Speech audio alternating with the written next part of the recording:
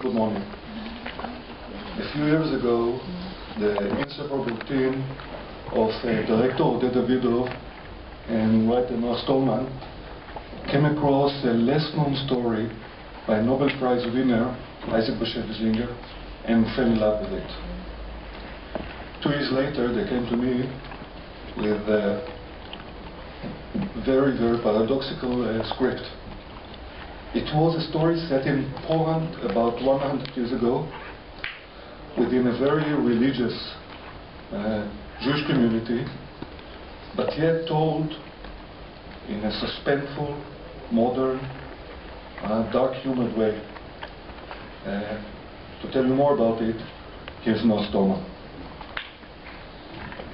Thank you. Okay, we're on the banks of the Dnieper River in the Polish countryside at the end of the 19th century, in the household of a local Hasidic family. But these aren't the Hasidim that we've seen in Jewish folklore and in American films. These are a family of Hasidic lumberjacks. Their business is clearing forests, chopping trees, and running them down the river, running the lumber down the river to local ports. The father is a pillar of the community, 3 massive sons, each one bigger than the other, a very sweet daughter who's almost as big as her brothers, and she's head over heels in love with her recent husband, the teenage Zisel, who's one of the heroes of our story. He is the classic Hasidic Talmud scholar. He's very bookish and delicate, with a beautiful face.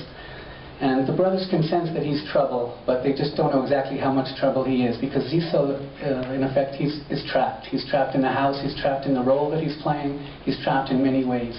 But he has a plan to get out.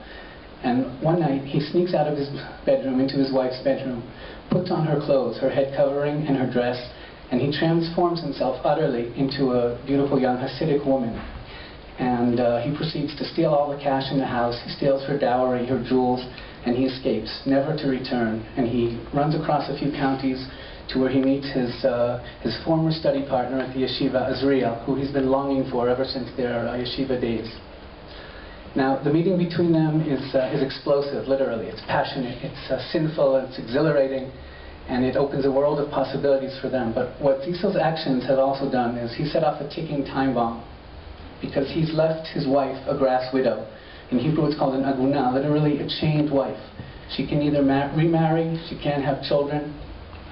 She's trapped too, and for her family of Hasidic members of the community, this is a fate worse than death.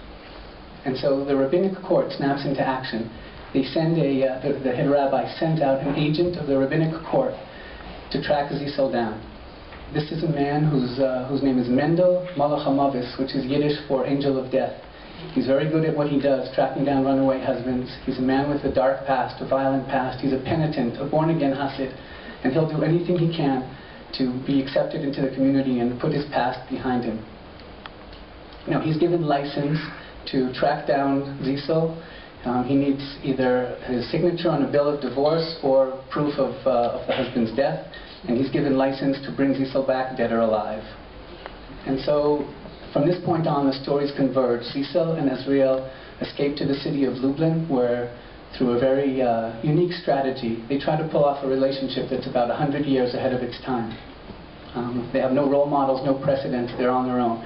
And meanwhile, Mendel is coming closer and closer, slowly tracking them down. And when he does, he will unravel a wave of violence that will be both shocking and inevitable. And so that's the story, and we see it from a very, it's a 19th century story told in a modern 21st century perspective in terms of the way we see it in terms of cinematography and pacing and complexity of characters and themes of gender and sexuality, all told from a perspective of 21st century modern filmmaking. And the story is based, as Chaim said, on a short story by Bashevis, and what drew us to his work is his timeless characters who are always ironic outsiders. They always have an outside perspective, even though they're very deeply rooted in their own time and place. They're always either on the verge of conformity or calamity. Thank you.